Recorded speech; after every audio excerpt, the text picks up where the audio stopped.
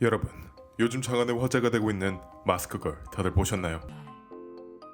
크다, 크다. 무엇이 크단 얘기야 뭐야? 뭔 말인지 하나도 모르겠네.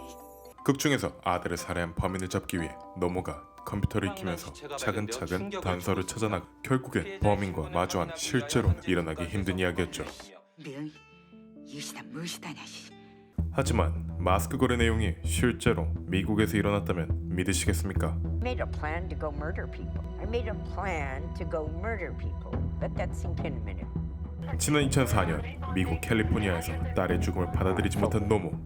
당시 SNS에 사망한 딸로 위장해 범인의 신상을 밝힌 후 직접 마주한 충격 실화.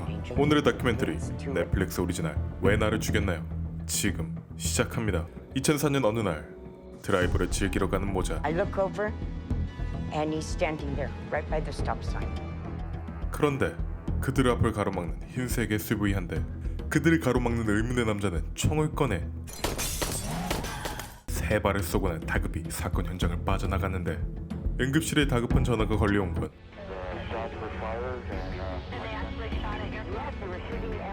사건이 있고 5분 후 응급대원들이 현장에 도착했을 때 이미 혼수 상태였던 피해자.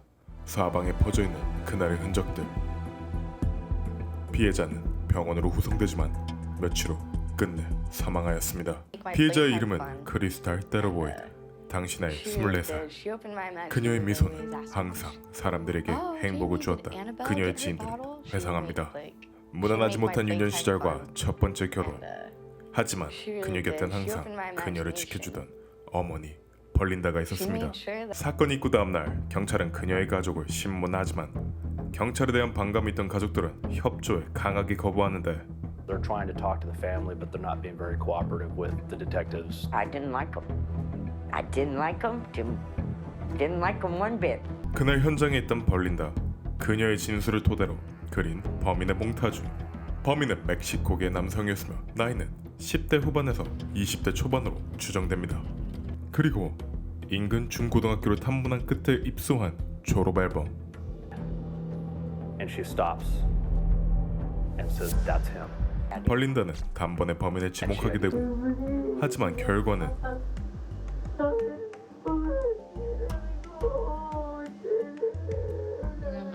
명백한 알리바이가 있던 용의자. 증거 불충분으로 풀어주게 Saying I 됩니다. wasn't there. 이 사실을 며칠 후 듣게 된 가족들은 격분을 하게 되고 아무런 소득이 없어 보이는 그때 머리에 스치는 한 가지 중요한 단서. 총기를 소지한 어린 남자들이 속해 있는 집단. 바로 캘리포니아의 유명한 5150 갱단. rival Latino and black gangs involved in drug trafficking. 5.15 갱단은 경찰도 건들기 힘든 악질 중에서도 악질인 갱단으로 유명했습니다. 소속 인원들은 갈 곳이 없거나 돈이 없는 비행 청소년들로 이루어져 있었으며 멕시코계가 대부분이었습니다. 경찰도 무서워하는 갱단. 하지만 죽은 딸의 원한을 풀어줘야 되는 어머니. I promised her that I was going to get him. If it's the last thing I do, I'm going to get him. They're going to pay. 아무도 앞으로 일어나게 될 그녀의 위험한 질주를 막지 못했습니다. 마스크걸 극중 김경자와 마찬가지로 컴퓨터에 대해 아무것도 모르던 벌린다. 미국의 SNS가 처음으로 나오던 2004년 마이스페이스가 한참 인기를 끌고 있는 사실을 알게 된 벌린다. 그녀는 크리스탈과 각별하던 그녀의 지인을 통해 크리스탈로 위장해 SNS에 We 가입합니다. decided. I wrote on her profile that I was going to be their biggest life mistake and their deepest, darkest, best kept secret. 그녀의 첫 번째 계획, 5.15 갱단의 멤버들을 SNS 인친으로 만드는 것. 상당수의 갱단 조직원들은 여자와 파티를 즐긴다는 문구로 가득했고 외모가 특출나던 크리스탈은 그들의 이목을 끌기 최적의 조건이었습니다. 계정을 만든 지 몇 시간이 지나지도 않아 쏟아지는 인터넷 편지들. 그런 점을 이용해 벌린다의 두 번째 계획, 살가운 메시지를 주고받으면서 그들과 가까워져 원하는 정보를 캐내려는 벌린다. 그녀가 원하는 건 바로 그날의 악몽을 안겨준 흰색 SUV 한 대. 그렇게 며칠 동안 여러 명의 조직원과 메시지를 주고받은 결과 벌린다의 레이더에 감지된 한 남자. 115, I'm down to kill. 그의 이름은 조크. 5.159 갱단의 일원으로 크리스탈을 향한 집착에 가까운 구애를 하고 어느 날 그녀에게 만남을 제안합니다. Well, what's up? I'm ready tonight, man. 이 기회를 놓쳐서는 안 되는 벌린다. 자연스럽게 그가 소유한 차량에 대해 물어봅니다. So I was like, oh, so what if you were to come pick me up? What kind of car am I supposed to? 놀랍게도 그가 가지고 있던 차는 그날의 흰색 SUV.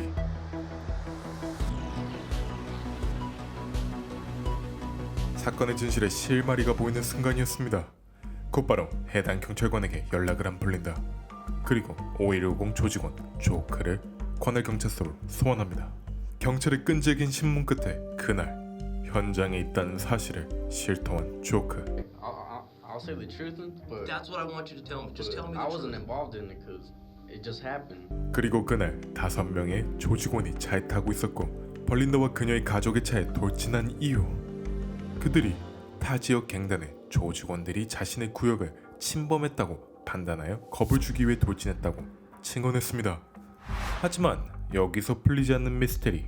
왜 사건 현장에 있던 크리스탈, 벌린다 그리고 오빠가 있었는데 갱단으로 의심할 수 있었을까요?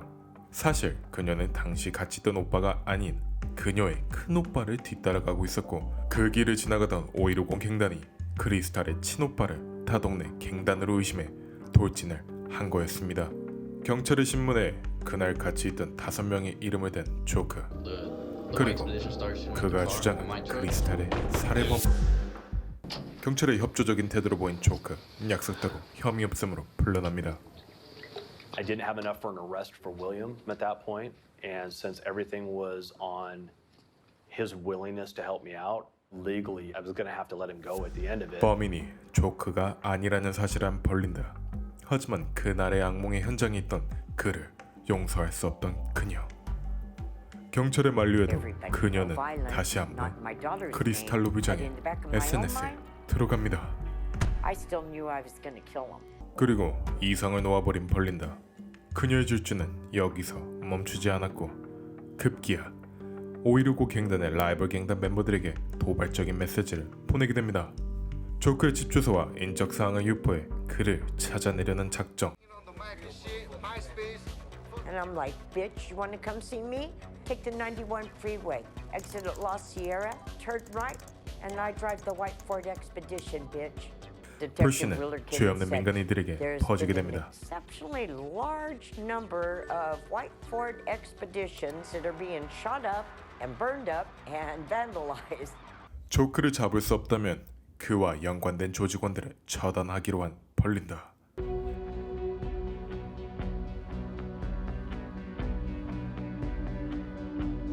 그들을 암살하기 위해 장소와 총을 준비합니다. 그리고 결전의 날, 하나둘 만남의 장소로 모이기 시작한 조직원들. Made a plan to go murder people. I made a plan to go murder people. Let that sink in a minute. 그리고 그녀의 분노는 절정에 다르나 싶었지만 주마등처럼 스치는 딸의 환한 미소. Homicidal, you're homicidal, you don't care. 벌린다는 방아쇠를 당기지 못했습니다. 순간의 실수로 범인을 잡을 수 있는 유일한 단서를 놓치고 맙니다. SNS의 계정을 경찰에게 인도한 벌린다. 그리고 계정을 추적하던 중 경찰이 발견한 5명의 용의자 중 2명의 조직원.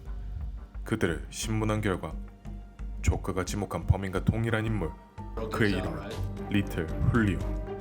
크리스탈을 죽인 범인이 드디어 밝혀지는 순간이었습니다. 멀지 않아 범인의 집 근처에서 그를 체포한 경찰. 그는 왜소한 체격에 아직 앳된 얼굴을 한 20대 청년. 사회에서 소외된 이들이 살아남기 위해 갱단에 들어갔으며 그들의 행동이 틀렸다는 걸 알았음에도 자신을 지키기 위해 되돌릴 수 없는 행동을 하고 만 것이었습니다. 리틀 훌리오는 잔혹한 범죄를 인정했으나 종신형을 선고받았고 현재 캘리포니아 교도소에서 수감 중입니다. 하지만 끝나지 않는 벌린다의 복수. 그날 이후 사라진 조크는 아직 잡히지 않았고 그녀는 아직도 보이지 않는 곳에서 외로운 싸움을 하고 있습니다. 24살, 한창 꿈이 클 나이. 날개를 펼쳐보지 못한 그녀. 크리스탈은 평생 그녀의 가족들에게 기억될 것입니다.